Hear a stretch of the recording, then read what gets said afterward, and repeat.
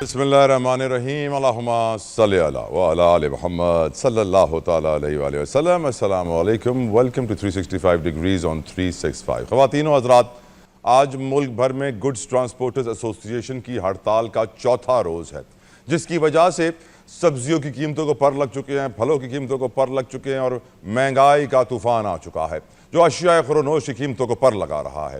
At the same time हम जानते हैं कि रोज़ाना पेट्रोल की कीमत में इजाफा हो जाता है। दुनिया में हम देख रहे हैं कि इस तरह इजाफा नहीं हो रहा जिस तरह पाकिस्तान में हो रहा है।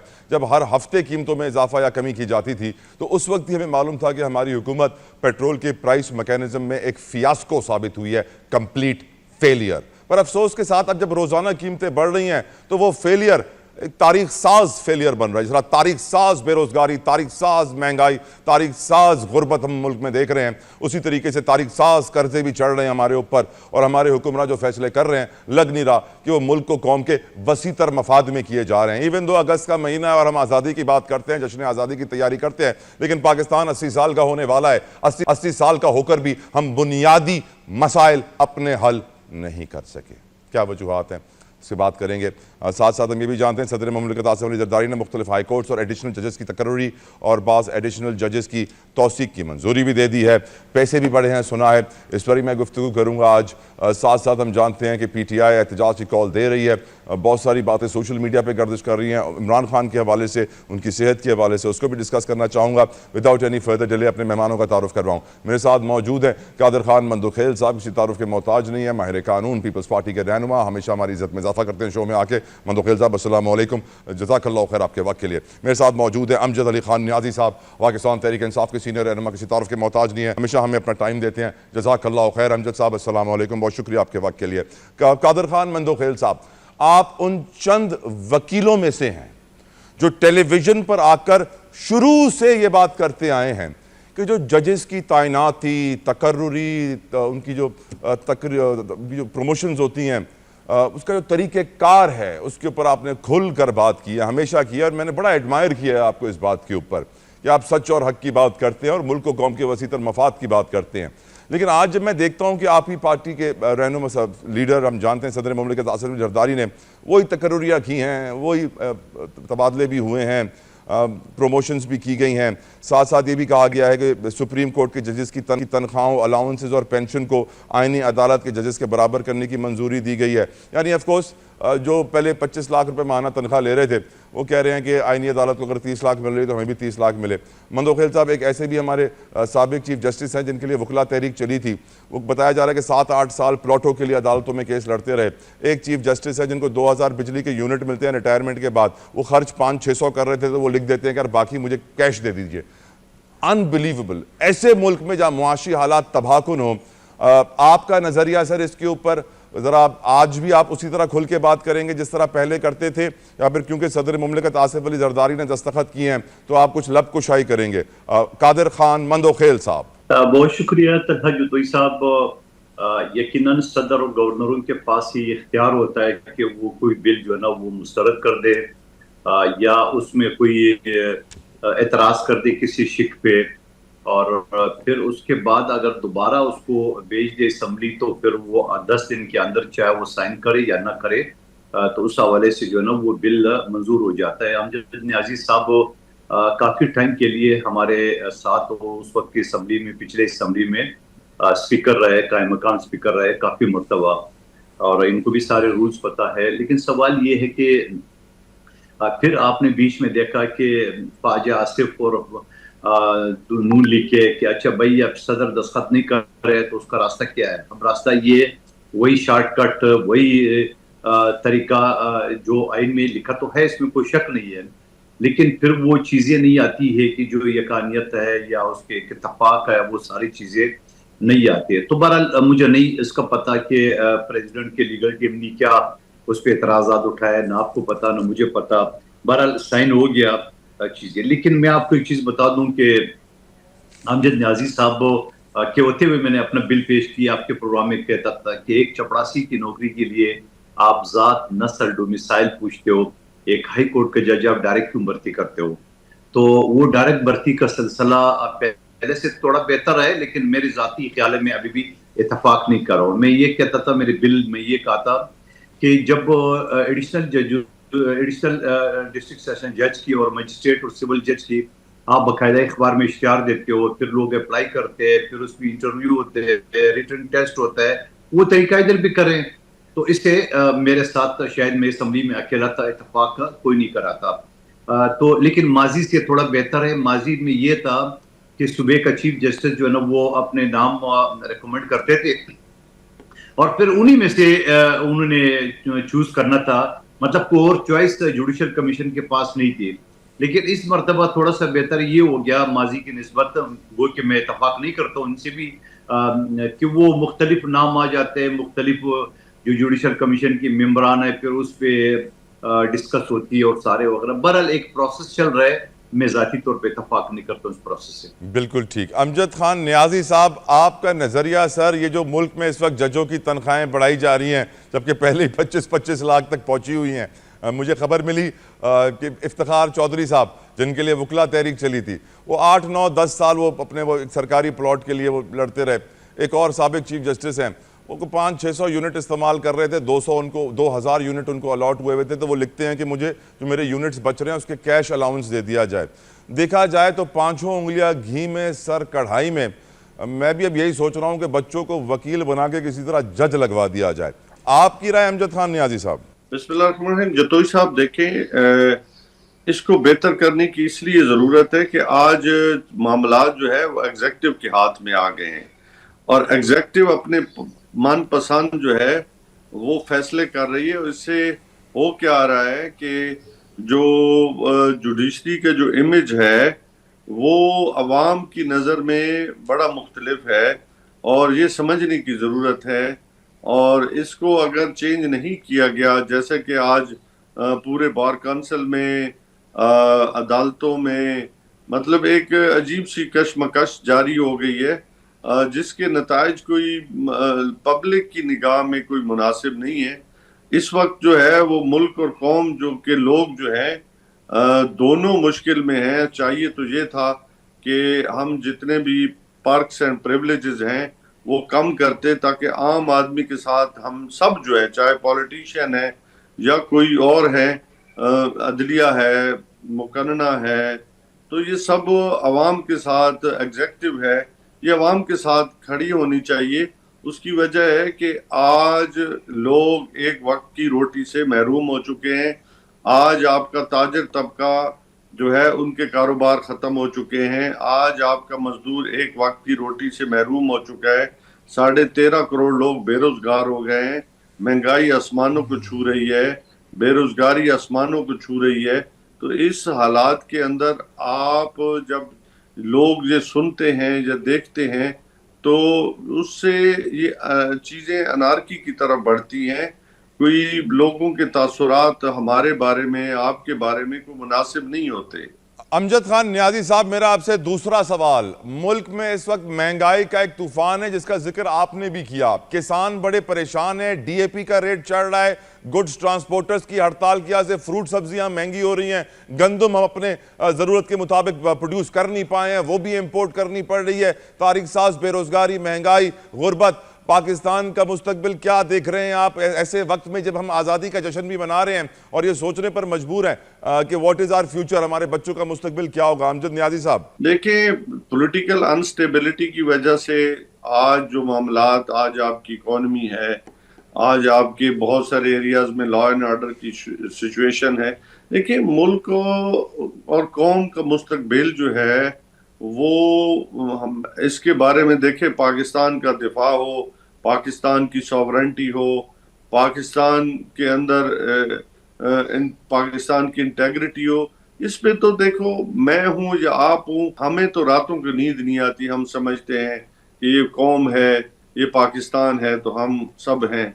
अल्लाह न करे कि पाकिस्तान को जरा से भी आंच आई तो हमारा क्या बनेगा? हमारे पास तो कोई ऐसे बाहर की दुनिया में कोई ईवान जो हाइड पार्क के अंदर हमारे घर तो है नहीं।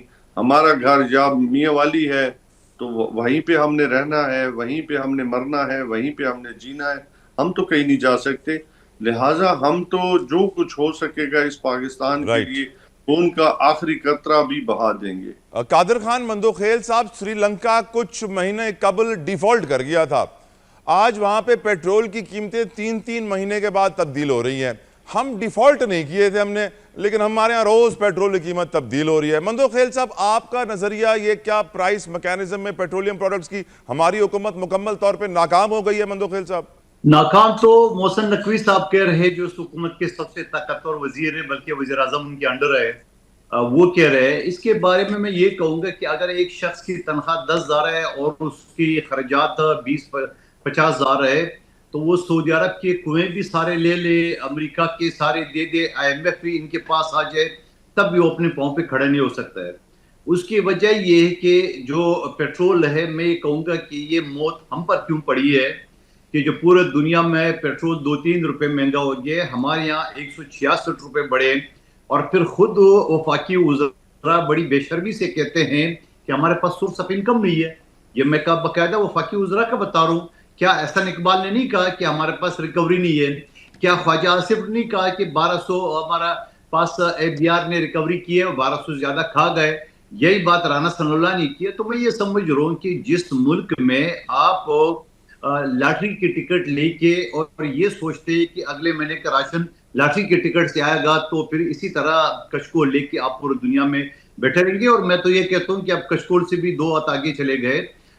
एटमी पाकिस्तान, और कहीं खुदा न खास्ता किसी दिन हम एटम बम बराए फरोख्त न लिख दे दुनिया के सामने। एक सवाल पीपल्स पार्टी का भी मंदोखेल साहब आपसे करना चाहता हूं मैं। एक तरफ हम देख रहे हैं कि मीर रजा कत्ल केस में पीपल्स पार्टी के रहनुमाओं के खिलाफ झूठा प्रोपेगेंडा ऑनलाइन किया जा रहा है। शर्जील नाम मेमन जा चुके हैं NCCI में कंप्लेंट लेके और एक्शन भी लिया जा रहा है। दूसरी तरफ मैं देख रहा हूं कि पीपल्स पार्टी पे प्रेशर क्रिएट किया जा रहा है ये कहकर कि नए सूबे, नए यूनिट्स, कराची सबसे ऊपर है लिस्ट पर। आपकी नज़र में जो सियासी माहौल में, और ये आज़ाद जम्मू कश्मीर के इंतखाबात में भी पीपल्स पार्टी है प्रेशर क्रिएट किया गया है, आपकी नज़र में ये प्रेशर पीपल्स पार्टी पे जो क्रिएट किया गया है, इसका कोई रिजल्ट निकलेगा या फिर ये प्रेशर पीपल्स पार्टी आराम से बर्दाश्त कर लेगी और फिर जवाबी वार करेगी? जतोई साहब, जिस पीपल्स पार्टी ने फांसी देखी हो, घोड़े देखे हो, शहादतें देखी हो, जेलें देखी हो, ये छोटे मोटे कीड़े मुकड़े की जो एक्शन है, ये क्या असर पड़ेगा? आप मुझे बताओ कि मीर रजा कत्ल केस कोई सरकार ने कत्ल नहीं किया है, उनको पुलिस ने कत्ल नहीं किया है, वो अपने पार्टनरों का या जो भी लेना देना था, हमारी हमदर्दी उनके साथ है, इनकी वालिदैन के साथ। जो उन्होंने हुक्म किए है, सिंध हुकूमत ने वो अहकामात किए है, जुडिशल कमीशन का बात की है, बना दी है। नहीं जी, कोई वकील इसके अत्ते चढ़ा हुआ है, वो अपनी सियासत खेल रहे और बेचारी फैमिली को जो ना आगे पीछे घुमा रहा है। तो मैं ये समझ रहा हूँ कि बिल्कुल हमारी हमदर्दी उनके साथ है। अगर किसी MLO ने या किसी तफ्तीशी अफसर ने कोई गफलत की है, तो इसकी सजा या इसकी गाली जो ना आप पूरे सिंध हुकूमत पीपल्स पार्टी को तो नहीं दे सकते हैं। अभी आप लाहौर में देख ले कि वहाँ एक माजूर बच्ची को थाने के अंदर लाहौर में इसके साथ ज्यादती हुई है। फिर इस तरह 2 लड़कियां हैं, ये लाहौर के थाने में उनको कत्ल किया गया है। ये मैं लाहौर की बात करूँ, जनूबी पंजाब की बात नहीं कर रहा हूँ। ये जो सबसे बड़ा मेट्रोपॉलिटन सिटी है, जहाँ अरबों रुपए चचा भतीजे ने लुट के उसके ऊपर लगा ले, मैं इस लाहौर की बात कर रहा हूँ, सेफ सिटी की बात कर रहा हूँ। तो मैं ये समझ रहा हूँ कि फिर ख्वाजा आसिफ जहाँ हिंदुस्तान की जंग में तो न जाने किस नहर में नहा रहा था, लेकिन कराची की ये मीर रजा वाला केस में वो भी अपने कमेंट्स पेश कर रहे हैं। तो खुदा का मानो, आप मुल्क के वजीर दिफा हो, आप अमेरिका के साथ, हिंदुस्तान के साथ, इसराइल के साथ, अफगानिस्तान के साथ, वहां उनको आप वो बातें भी कर रहे हैं, धमकी देके। जंग के हालात में तो ये बुज़दिल शख्स चुप जाता है और फिर इस तरह सियासत खेलने की एक जो उसको अपने सूबे में, शहर में नजर नहीं आ रहा है, करप्शन की दास्तान है उसके अपने सूबे में, अपने शहर सियालकोट में, वो तो बड़े फख्र से और बड़ी बेशर्मी से कहता आ रहा है, समझिए। तो मैं ये समझ लूं कि ये बेहिस सियासत है, इनको अपनी जो है ना वो पेट नजर नहीं आते, दूसरी को उंगली डालते हैं। बिल्कुल ठीक, पीपल्स पार्टी प्रेशर बर्दाश्त करेगी। अब बात करते हैं उस प्रेशर की जो PTI पे बिल्ड किया जा रहा है। नियाजी साहब, बहुत सारे इस वक्त ऐसे कंटेंट क्रिएटर्स हैं PTI की सपोर्ट से जो चलते हैं, वो ये कह रहे हैं कि इमरान खान की ज़िंदगी को खतरा है या फिर कुछ उन्हें हो गया है खुदा ना खास्ता। हम ये भी देख रहे हैं सोहेल आफरीदी साहब भी कह रहे हैं कि उनकी तबीयत ठीक नहीं है। सुप्रीम कोर्ट में धरने की बात कर रहे हैं। अगले महीने लॉन्ग मार्च की कॉल अलग है। मिशाल साहिबा और सलमान साहिबा की ऑडियो लीक भी हो गई है और फिर ये खबर भी लग रही है कि पीटीआई अंदरूनी खलफशार का शिकार, टूट फूट का शिकार। नियाजी साहब, पीटीआई के साथ सियासत में क्या हो रहा है इस वक्त, जरा इस पर रोशनी डालिए, और इमरान खान पर भी। जो तो पहली बात तो यह है कि जैसा कि मीडिया के अंदर रिपोर्ट हुआ, हमें मीडिया ही से पता चला, और मैं समझता हूँ खान के सेहत के हवाले से इससे पहले भी जो है वो बहुत ही कंसर्न था पार्टी का, फैमिली का, हम सब का, ओवरसीज पाकिस्तानी का। तो आज वो कंसर्न और ज्यादा बढ़ रहा है कि गवर्नमेंट वो ऐसा क्यों कर रही है जो हमारी समझ से बाहर तार है। इस एम्बिग्यूटी को, इस स्पेकुलेशंस को वो क्यों नहीं खत्म करना चाहती। अगर खान साहब को पेम्स में ले जाया जाता है तो फैमिली को या उनके जाती मॉलेज को या पार्टी की जो लीडरशिप है उनमें से किसी न किसी को साथ रखना चाहता। फिर वो रिपोर्ट्स जो शेयर नहीं की जा रही जाती मॉलेज से, वो बुनियादी क्या वजह है, वो क्या ऐसी वजूहात है जिसकी बुनियाद पे ये सारी जो चीजें हैं वो हो रही हैं। और हमारी मतलब ये मैं तो अंडरस्टैंड नहीं कर पा रहा कि ये क्यों ऐसा कर रही है गवर्नमेंट। दूसरा देखें, हमारी पार्टी बिल्कुल खान साहब की रिहाई हो, तहरीक हो या पार्टी हो ना, इसमें ये छोटी मोटी चीजें हैं, कोई इतनी बड़ी बात नहीं है जिस पे आप कहें कि जी पार्टी जो है वो तकसीम का शिकार है। खान साहब जब बाहर होते थे तो डिफरेंस ऑफ ओपिनियन जो है हमेशा आता रहता था, आपको भी याद होगा। खान के साथ भी जो है वो कई दफा जो है मामला जो है वो डिस्कशन में चले जाते थे। तो इसको आप इस तरह ना लें, सभी जो है लोग एक पेज पे हैं खान साहब की लीडरशिप के नीचे। और जो सर ये खबरें फैलाई जा रही हैं यूट्यूब पे कि उनको कुछ हो गया है, खुदा ना खास्ता, ऐसी बातें भी हो रही हैं सर यूट्यूब पे। अल्लाह ताला मेरे खान को, मेरे लीडर को जो है वो सेहत और सलामती वाली लंबी जिंदगी अता करे। यही तो हम कह रहे हैं कि खान साहब की सेहत के हवाले से जो इस वक्त स्पेकुलेशन है उसके खात्मे के लिए कोई ठोस इकदाम किए जाएं। ये गवर्नमेंट जितनी नेग्लिजेंस कर रही है इसमें उतनी कौम के अंदर इस्तराब भी बढ़ रहा है और बेचैनी भी बढ़ रही है। इससे खुद गवर्नमेंट जो है वो खुद मसाइल का शिकार होगी। हम तो हैं ही हैं, क्योंकि हम पिछले कई महीनों से खान से हमारा कोई राब्ता नहीं है, कोई कम्युनिकेशन नहीं है। तो इस माहौल को एक गवर्नमेंट जो है वो मजीद बढ़ावा दे रही है, ये समझ से बालातर है। कादर खान बंदोखेल साहब, आप कोई इमरान खान को अपना लीगल ओपिनियन को मशवरा कोई देना चाहेंगे आईनी, ताकि वो जल्दी जेल से निकल सकें, या आपको लगता है कि जो सिस्टम उनके साथ कर रहा है वो गलत है? बंदोखेल साहब, पार्टी के दौर में, आसिफ अली जरदारी साहब के दौर में आर्टिकल 10 है, न्याजी साहब अच्छी तरह वाकिफ है, वो शामिल किया गया आइन में, और उसमें ये कहा गया कि कोई भी कैदी हो उसके ऊपर कोई भी इल्जाम हो, उनकी वकला, उनकी फैमिली मेंबर से उनकी जो सहूलियत है जो जेल मैनुअल के तहत, उससे आप उसको इनकार या महरूम नहीं कर सकते हो। दूसरी बात ये कि जो खान साहब के ऊपर मुकदमा थे वो दहशतगर्दी के है, तो दहशतगर्दी का कानून जो नवाज शरीफ साहब के दौर में आया था 88 एक्ट 1997, उसमें ये कहा गया कि एक मुकदमा एक अदालत में चलेगा और उस मुकदमे को एक हफ्ते के अंदर उसका फैसला सुना जाएगा, आया सजा या बरी आए। तो मैं ये करूं कि आज 3 साल हो गए, क्यों जो पीटीआई की वकला है वो सिर्फ अपनी पोर्टफोलियो एंजॉय कर रहे हैं और या मीडिया के सामने आके टिकटॉक बनाते हैं? क्यों ये हम भी बास और केस में कोर्ट के सामने जिद करते हैं, वहां दरखास्त देते हैं, लगाओ नहीं ये तारीख नहीं, ये चाहिए, ये कानून है, ये कानून है। तो ऐसी कोई बात तो पीटीआई की तरफ से, जहां खान साहब ने सबको एमएनए एमपीए सेनेटर बना दिए, वो कहाँ गायब हो गए, वो कहाँ चुप गए? और फिर वो जो जेल से मुलाकात के लिए भी जाते हैं तो सलमान अकरम ने अपने साथ 2-4 जूनियर है, जो बेचारे सुप्रीम कोर्ट का वकील तो दूर की बात है, वो कोई कचहरी का वकील भी नहीं है, वो मुलाकात के लिए रोजाना उसका नाम देते। भाई क्यों? अमजद नियाजी सीनियर आदमी है, मैंने रह चुका है, कायम मकाम स्पीकर रह चुका है, इस तरह अली मोहम्मद खान है, इस तरह दूसरे तीसरे सीनियर बहुत सारे लोग हैं, उनके नाम नहीं दे रहे। वो सलमान अकरम राजा खुद अपने लोग जो जूनियर, इनके दफ्तर के जो जूनियर वकील है उनका नाम देते हैं। तो मेरे ख्याल में पीटीआई के अंदर खुद एक साजिश चल रही है, खुद एक दूसरे की जड़ें काटने के लिए पर तो तोल रहे ये बनना बालिग सियासतदान जो पीटीआई में आए हुए हैं। तो मैं ये समझ रहा हूँ कि इसका सबका नुकसान इमरान खान साहब को पहुंच रहे, जो आज 3 साल हो गए। यानी पहले तो खान की रिहाई की बात करते थे, अब तो खान की मुलाकात के लिए भी ये तरस रहे। तो आखिर क्या इस मुल्क में अदालतें बंद हो गई है? आखिर क्या कौन सी अदालत में दरखास्त दी है? जो पहले इस्लामाबाद हाई कोर्ट ने ऑर्डर की, उसके बाद क्या किया है? उसके बाद क्या किया है? कंटेम्प्ट ऑफ कोर्ट होता है, 10 चीजें होती है, मीडिया के सामने होते हैं। यानी इस वक्त तकरीबन लगभग 300 से ज्यादा पार्लियामेंटेरियन है सर। बहुत बहुत शुक्रिया कादिर खान मंदोखेल साहब, अमजद अली नियाजी साहब, आपके वक्त के लिए मशकूर, शुक्रगुजार। एक ब्रेक का वक्त हुआ है व्यूअर्स, ब्रेक से वापस आएंगे। हम जानते हैं आज अक़लियतों का दिन है, इसीलिए मैंने खुसूसी सेगमेंट आपके लिए तैयार किया, जैसे पाकिस्तान की अक़लियती बरादरी के सीनियर लोग हमें ज्वाइन करेंगे आफ्टर दिस ब्रेक। आप कहीं मत जाएगा, देखते रहिए 365।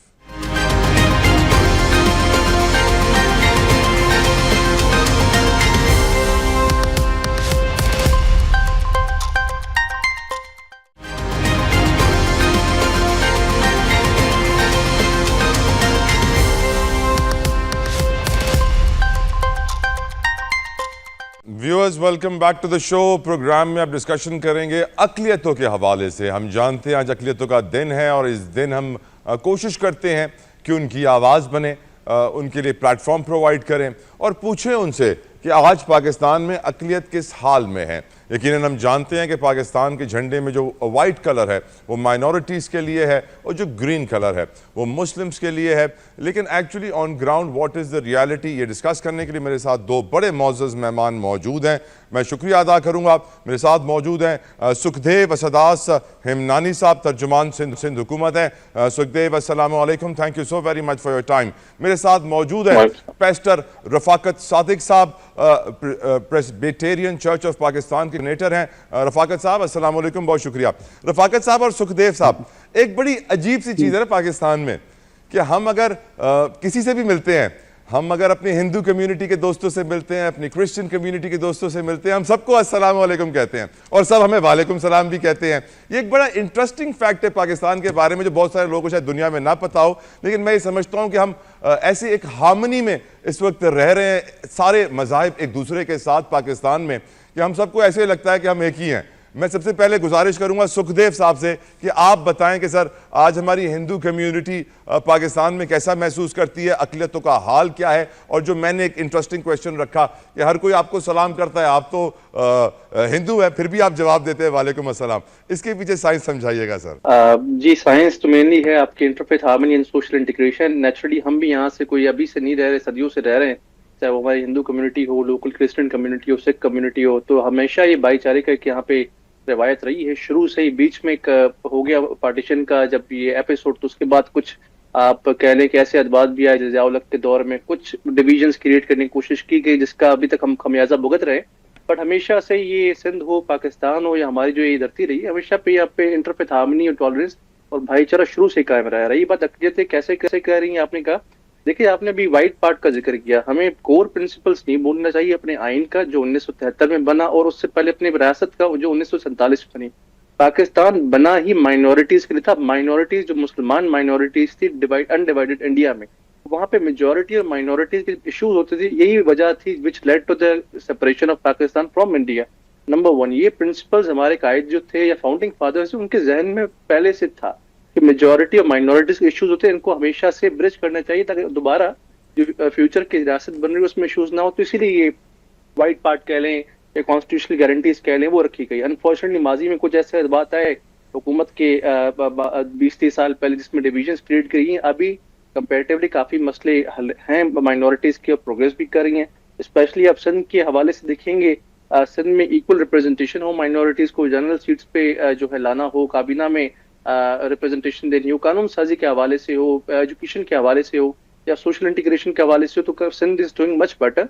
बट अगेन चैलेंजेस हैं हमारे माशरे में। और आज जैसे वो डे है हमारा national minority day which was declared by president Zardari as a national minority day Pakistan in 2011। तो इस डे को मनाने का मकसद ये कि हम जो हमारा एक इंटीग्रेटेड पार्ट है सोसाइटी का, क्योंकि बराबरी की शरीयत कोई ऐसा नहीं, हक है हर किसी का। हमारे अकायद डिफरेंट हो सकते हैं, पर आपकी मेरी शरीयत, आपका मेरा फ्यूचर, ये हमेशा के लिए और बराबर है। तो हमने ये प्रिंसिपल्स को याद रखना है, साथ साथ चैलेंजेस को एक्नॉलेज करना है और इस डे को सेलिब्रेट भी करना है। सुखदेव साहब, आपने बड़ी अच्छी मुझे इन्फॉर्मेशन दी कि 2011 में आसिफ अली जरदारी साहब ने इस दिन का ऐलान किया कि हम ये मनाएंगे दिन। मेरा सवाल ये है कि क्या वजह है कि उससे पहले हमें ये रियलाइजेशन नहीं हुई कि कौमी दिन माइनॉरिटीज के लिए होना चाहिए? क्या वजह है इसकी? और उस वक्त 11 अगस्त इसकी वजह बताइए। 11 अगस्त रखने का मकसद ये था कि 11 अगस्त को कायद आज़म साहब की मशहूर स्पीच थी, you free to go to temples, you free to go to mosque and everything, कि आप बराबर की शहरी हैं। उस स्पीच का करक्स निकाला तो 11 अगस्त को 1947 में हुई थी, इसीलिए प्रेसिडेंट साहब ने 11 अगस्त को पीपल्स पार्टी ने रखा। पीपल्स पार्टी की जो प्रीवियस पार्टी गवर्नमेंट थी, आज अब जो भी माइनॉरिटी के हवाले से सब सूबों में अहम इकदाम देखते, 5% जॉब कोटा है या separate ministry for minorities at federal level, जो अनफॉर्चुनेटली बाद में उस हुकूमत ने आके खत्म कर ली, या नेशनल माइनॉरिटी डे है, या सेनेट में स्पेशल सीट्स रिजर्व करना माइनॉरिटीज के लिए, या पार्लियामेंट की सीट्स बनाना, ये पीपल्स पार्टी के अदवात में। अनफॉर्चुनेटली हमारे माजी में भुट्टो साहब के दौर के बाद जरदारी साहब का दौर था पीपल्स पार्टी का 8 से 13 तक का, जिसके बीच में मेनली वफाकी लेवल पे और सूबाई लेवल पे ज्यादा काम हुआ माइनॉरिटीज के हवाले से। बाद में भी थोड़े बहुत हुए, ऐसे डिनाई नहीं करना चाहिए, बट उस लेवल पे नहीं हुए जिस लेवल पे होना चाहिए। इससे पहले प्रोसिक्यूशन भी थी, अनफॉर्चुनेटली उजावलक का दौर भी था 10 साल 8 साल का, जो हमने देखा उसमें किस तरह से एक एक्सक्लूड किया गया हमारे माशरे से माइनॉरिटीज को सेपरेट इलेक्शंस के थ्रू, और वो सबके लिए देखें नुकसान देता। मैं सिर्फ कह लूँ कि माइनॉरिटीज के लिए था, नहीं, वो मुसलमानों के लिए भी सही दौर नहीं था। एक हिसाब से देखा जाए कि नफरत के हवाले से, मजहबी हवाले से नहीं, पर सियासत में जैसे नफरत फैलाया गया मजहबी हवाले से, उस हिसाब से हमें इस चीज को एक्नॉलेज करना चाहिए कि हमें जरूरत है इन चीजों को आगे लाने की, माइनॉरिटीज के राइट्स को उनके ऊपर डिस्कस करने की। एंड राइट सुखदेव साहब, राइट सुखदेव साहब, अलाउ मी मैं पेस्टर रफाकत की तरफ बढ़ूं। पेस्टर रफाकत, आपकी नज़र में आज पाकिस्तान में माइनॉरिटीज़ कैसे ज़िंदगी गुजार रहे हैं? उनके लिए क्या चैलेंजेस हैं, या फिर चैलेंजेस बिल्कुल भी नहीं हैं? और ये जो दिन रखा गया कौमी दिन माइनॉरिटीज़ के लिए, आपकी नज़र में क्या इसकी ज़रूरत थी तो क्यों थी? क्या हालात रहे थे? ज़रा रोशनी डालिएगा पेस्टर रफाकत सादिक साहब। बहुत शुक्रिया। पहले तो मैं ये आपको कहना चाहता हूँ कि 11 अगस्त जो है, क़ायद आज़म मोहम्मद अली जिन्ना का जो खिताब था, ये उस पर मनाया जा रहा है। लेकिन जो इस वक्त की सूरत हाल है, हम आज आज़ादी का दिन मना रहे हैं 14 अगस्त, ठीक है, आफ्टर फ्यू डेज हमने 14 अगस्त मनाना है, तो ये समझे कि उसकी तैयारी और प्रोग्राम शुरू हो गए 11 अगस्त से। तो मैं समझता हूँ कि जब 23 जुलाई को पाकिस्तान के अंदर, मगरबी पंजाब के अंदर जब वोट हुए, तो जो किरदार मसीहों का था वो किरदार नाकाबिले फरामोश है। अच्छा, दूसरी बात कि देखिए कि इस वक्त जो पंजाब की सूरत हाल है आपके सामने है, पूरे पाकिस्तान के अंदर, कराची के अंदर वैसी हालत नहीं है। और मैं आपको एक बात और बता दूं, अमेरिका के अंदर एक चर्च ऐसा है, बड़ा तारीखी चर्च है, 108 साल हो गए उस चर्च को, लेकिन वहां पर हमारे मुसलमान भाइयों ने कहा कि हम यहाँ नमाज अदा करना चाहते हैं जुमे की, तो वहाँ के चर्च ने बाकायदा तौर पर प्रीस्ट और उनकी टीम ने मिलकर उनको इजाज़त दी, और आज वो तारीखी चर्च के अंदर हर जुमे को खुतबा होता है, और चर्च के अंदर उन्होंने वो बना दिए हैं, वुजू खाने भी बना दिए कि ताकि किसी मुसलमान भाई को कोई परेशानी ना हो। देखिए, ये तो हम राइट की बात करते हैं ना, जब तो राइट तो हम देते भी हैं। मैं समझता हूँ कि ये 11 अगस्त हमारे लिए बेशक के क़ायद आज़म का ये नजरिया था कि हर कौम जो है वो अपने मजहबी त्यौहार को अपने अपने तरीके से सेलिब्रेशन करें, मस्जिद जाएं, मंदिर जाएं, गुरुद्वारा जाएं, चर्च जाएं, और ये हमारा राइट था। What is to be done? Any recommendations, Rafaqat साहब? रफाकत साहब, योर recommendations, क्या आप मशवरा देंगे हुकूमत को, क्या करना चाहिए अभी फिलहाल? हुकूमत को मशवरा ये दूंगा कि हुकूमत ये इस तरह करे कि ये प्रॉपर वे में जब आप करते हैं इंक्वायरी, तो उस इंक्वायरी के मुताबिक उस शख्स को सजा मिलनी चाहिए। हमारे नबी का फरमान है कि हम इस तरह का सोच भी नहीं सकते, किसी को हम अच्छा, किसी के लिखा है हमारी इंजील मुकद्दस में, किसी को बुरा मत कहो ताकि तुम्हारे अच्छे को भी कोई बुरा ना कहे। हम तमाम अंबिया कराम का एहतराम करते हैं, और पाकिस्तान के अंदर जितनी कुव्वतें रहती हैं हम उनको सब कोई इज्जत करते हैं और बड़ी कदर की निगाह से देखते हैं। दीन इस्लाम पर हम लोगों ने राइट रफाकत साहब, आपने यकीनन बहुत इंपॉर्टेंट पॉइंट्स इस वक्त हाईलाइट किए हैं। मैं सुखदेव साहब से रिक्वेस्ट करूंगा कि वो भी रिस्पॉन्ड करें, क्योंकि सुखदेव आप यहाँ पे सिर्फ सिंध हुकूमत के तर्जुमान नहीं, आप इस वक्त पूरी हिंदू कम्युनिटी के भी तर्जुमान हैं, माइनॉरिटीज़ के भी तर्जुमान हैं। और मेरी नज़र में हमारी माइनॉरिटीज़ को एक होना चाहिए। देखा यही जाता है कि हिंदूज़ की अलग कम्युनिटीज़ हैं, उनके अलग लीडर्स हैं, क्रिश्चियंस की अलग हैं, और वो सब अलग अलग अपने मसाइल हल कर रहे हैं। काश ये एक प्लेटफॉर्म पे होते। Sukhdev please respond.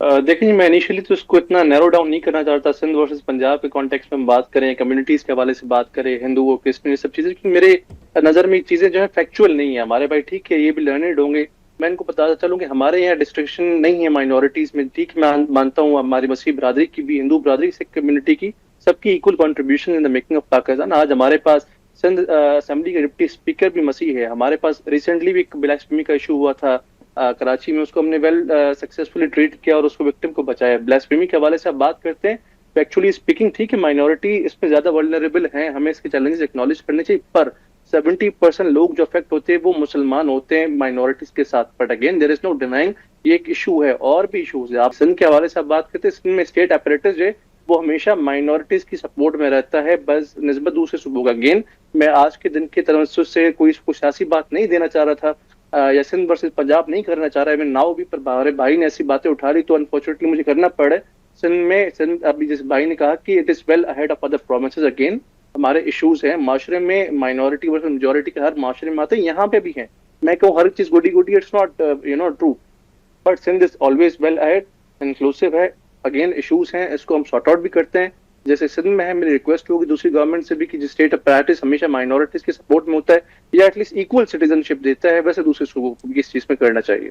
सुखदेव असदास हिमनानी साहब, पैस्टर रफाकत सादिक साहब, दोनों मेहमानों का बेहद मशकूर, शुक्रगुजार आप कीमती वक्त के लिए, दोनों को जज़ाकल्लाहु खैर। व्यूअर्स, आखिर में मैं यही कहूँगा कि यकीनन हम जानते हैं कि पाकिस्तान में इशू सबके लिए हैं, न सिर्फ माइनॉरिटीज़ के लिए, मुस्लिम्स के लिए भी हैं, लेकिन हम ये भी जानते हैं कि हमारे पड़ोसी मुल्क भारत में माइनॉरिटीज़ का हाल क्या है, वहाँ पे सिखों का हाल क्या है, वहाँ मुसलमानों का हाल क्या है, वहाँ मसीही बरादरी का हाल क्या है, वहाँ किस तरह मस्जिद मिस्मार शहीद की जा रही हैं, वहाँ किस तरह गिरजा घर जलाए जा रहे हैं, वहाँ किस तरह सिखों की मजहबी जगहों को नुकसान पहुँचाया जा रहा है। एंड इट्स क्वाइट ऑब्वियस कि दुनिया में माइनॉरिटीज़ को वो इम्पोर्टेंस नहीं दी जा रही जो उसे मिलनी चाहिए। लेकिन इस दुआ के साथ कि अल्लाह ताला हमें सिरात मुस्तकीम भी दिखाए और एहसास दिलाए कि हमें अपनी अक़लियतों का किस तरह एहतराम करना है और किस तरह उनकी इज्जत बढ़ानी है और किस तरह उनके लिए सपोर्ट पैदा करनी है पूरी सोसाइटी में और इस सिस्टम में जिसे हम पाकिस्तान कहते हैं। अपना ख्याल रखिएगा viewers, I will see you tomorrow. Until then, अल्लाह हाफ़िज़।